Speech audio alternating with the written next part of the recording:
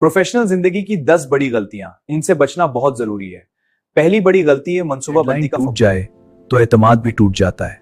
Professional हमेशा वक्त का पाबंद होता है। के मैसेज को नजरअंदाज करना सबसे बड़ी गलती है। हेलो, कम्युनिकेशन ही कामयाबी को बदल रही है। नई स्किल्स आ रही हैं। जो सीखना छोड़ देता है वो पीछे रह जाता है। काम को हल्का लेना कैरियर को खतरे में डाल देता है। प्रोफेशनल हमेशा संजीदा होता है।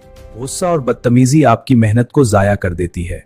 अखलाक कामयाबी की असल ताकत है। पैसे के पीछे ना भागें, क्लाइंट को वैल्यू दें, कामयाबी खुद आपके पास आएगी। अकेला इंसान महदूद होता है, टीम ताकत बन जाती है। टीम वर्क कामयाबी का शॉर्टकट है। बगैर प्लान के काम अक्सर नाकाम हो जाते हैं। प्लानिंग कामयाबी की बुनियाद है। सोशल मीडिया पर वक्त जाया करना मौके को जाया करना है। वक्त ही असल सरमाया है। से मत घबराएं, ये सीखने का मौका है। फीडबैक ही तरक्की का रास्ता है। मुझे कि मिसाल है। हाँ, अब मैं कामयाब हो गया। उन गलतियों से बचें और कामयाब बने।